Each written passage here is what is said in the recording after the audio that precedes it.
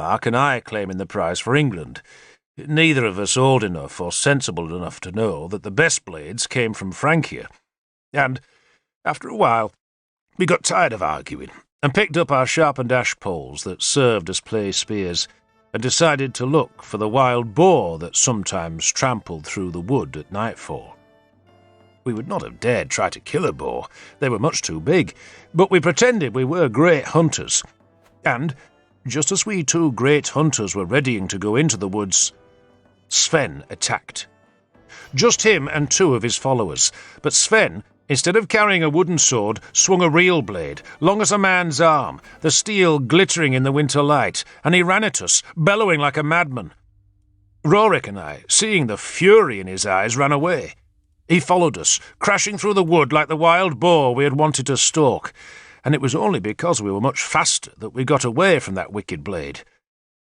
And then, a moment later, we heard Thyra scream.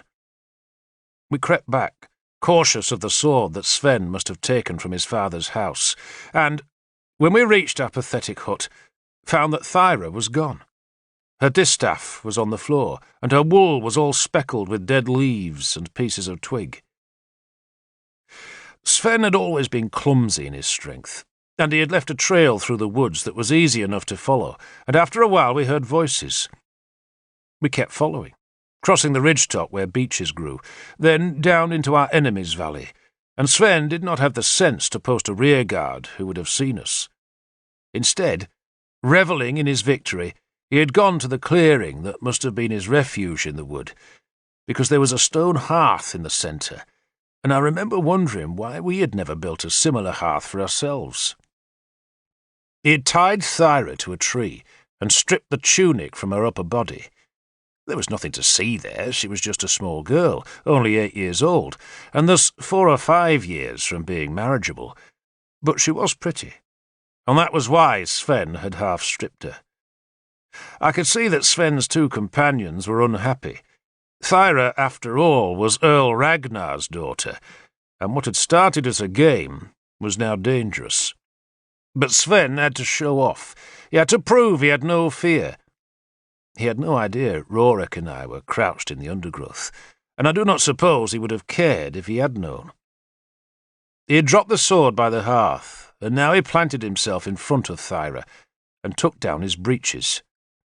"Touch it," he ordered her. One of his companions said something I could not hear. "She won't tell anyone," Sven said confidently, "and we won't hurt her." He looked back to Thyra. "I won't hurt you if you touch it." It was then I broke cover. I was not being brave. Sven's companions had lost their appetite for the game. Sven himself had his breeches around his ankles and his sword was lying loose in the clearing's centre, and I snatched it up and ran at him. He somehow kept his feet as he turned. "I'll touch it!" I shouted, and I swung the long blade at his prick, but the sword was heavy. I'd not used a man's blade before, and instead of hitting where I had aimed, I sliced it down his bare thigh, opening the skin, and I swung it back, using all my strength, and the blade chopped into his waist where his clothes took most of the force. He fell over shouting, and his 2 friends dragged me away as Rorik went to untie his sister. That was all that happened.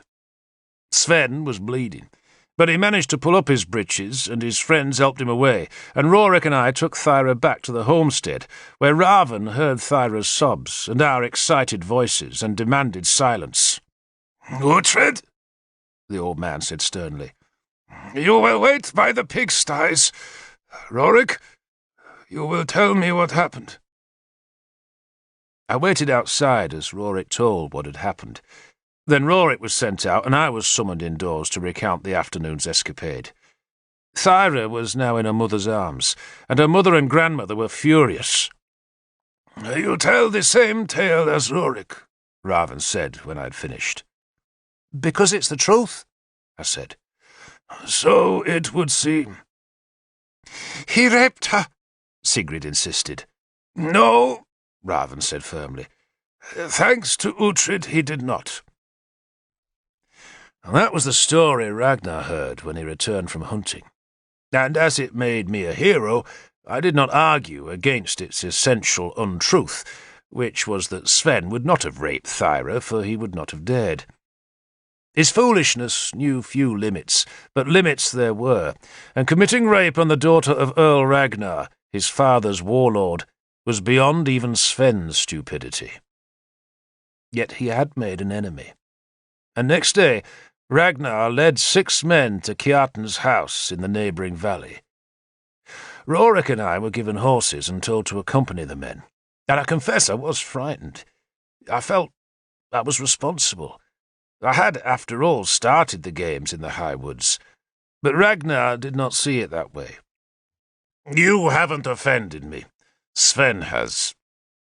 He spoke darkly, his usual cheerfulness gone.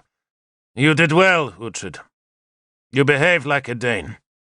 There was no higher praise he could have given me, and I sensed that he was disappointed that I had charged Sven instead of Rorik. But I was older, and much stronger than Ragnar's younger son, so it should have been me who fought. We rode through the cold woods, and I was curious because 2 of Ragnar's men carried long branches of hazel that were too spindly to use as weapons. But what they were for I did not like to ask, because I was nervous. Kjartan's homestead was in a fold of the hills beside a stream that ran through pastures where he kept sheep, goats, and cattle, though most had been killed now, and the few remaining animals were cropping the last of the year's grass. It was a sunny day, though cold.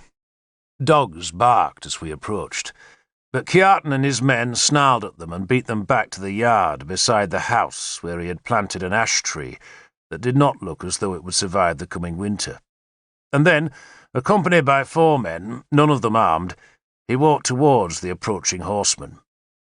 Ragnar and his 6 men were armed to the hilt, with shields, swords, and war-axes, and their broad chests were clad in mail, while Ragnar was wearing my father's helmet that he had purchased after the fighting at Jofawick.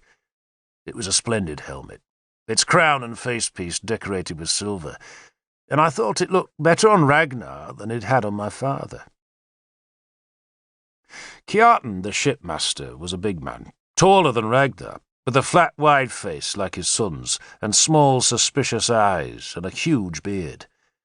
He glanced at the hazel branches, and must have recognized their meaning, for he instinctively touched the hammer charm hanging on a silver chain about his neck. Ragnar curbed his horse, and, in a gesture that showed his utter contempt, he tossed down the sword that I had carried back from the clearing where Sven had tied Thyra. By rights, the sword belonged to Ragnar now, and it was a valuable weapon, with silver wire wrapped around its hilt, but he tossed the blade at Kjartan's feet as though it were nothing more than a hay-knife. "Your son left that on my land," he said, "and I would have words with him." "My son is a good boy," Kjartan said stoutly, "and in time he will serve at your oars and fight in your shield wall. He has offended me." "He meant no harm, lord." "He has offended me," Ragnar repeated harshly. "He looked on my daughter's nakedness and showed her his own, and he was punished for it," Kjartan said, giving me a malevolent glance. "Blood was shed." Ragnar made an abrupt gesture, and the hazel branches were dropped to the ground.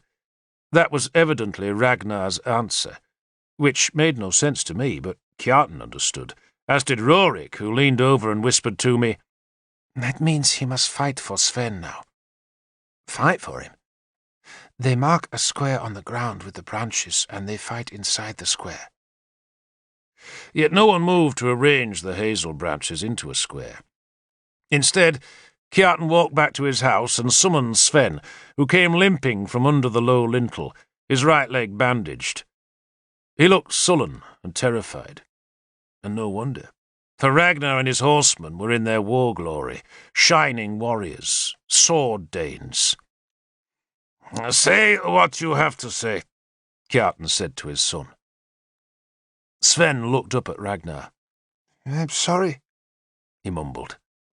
"I can't hear you," Ragnar snarled. "I'm sorry, lord," Sven said, shaking with fear. Sorry for what? Ragnar demanded. For what I did. And what did you do? Sven found no answer, or none that he cared to make, and instead he shuffled his feet and looked down at the ground. Cloud shadows raced across the far moor, and 2 ravens beat up to the head of the valley. You laid hands on my daughter, Ragnar said, and you tied her to a tree, and you stripped her naked. Half naked, Sven muttered, and for his pains took a thump on the head from his father. A game, Kjartan appealed to Ragnar. Just a game, Lord. No boy plays such games with my daughter, Ragnar said. I'd rarely seen him angry, but he was angry now, grim and hard, no trace of the big-hearted man who could make a hall echo with laughter. He dismounted and drew his sword, his battle blade called Heartbreaker, and he held the tip towards Kjartan. Well, he asked, do you dispute my right? No, Lord, Kjartan said. But he is a good boy, strong, and a hard worker, and he will serve you well. And he has seen things he should not see, Ragnar said. And he tossed Heartbreaker into the air so that her long blade turned in the sun, and he caught her by the hilt as she dropped. But now he was holding her backwards, as if she were a dagger rather than a sword. Uhtred, Ragnar called, making me jump. He says she was only half naked. Is that true?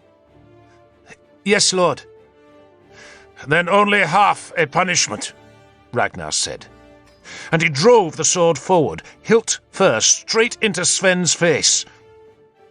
The hilts of our swords are heavy, sometimes decorated with precious things, but however pretty they appear, the hilts are still brutal lumps of metal, and Heartbreaker's hilt, banded with silver, crushed Sven's right eye. Crushed it to jelly, blinding it instantly, and Ragnar spat at him, then slid his blade back into its fleece-lined scabbard. Sven was crouching, whimpering, his hands clasped over his ruined eye. It is over, Ragnar said to Kjartan. Kjartan hesitated. He was angry, shamed and unhappy, but he could not win a trial of strength with Earl Ragnar, and so at last he nodded. It is over, he agreed.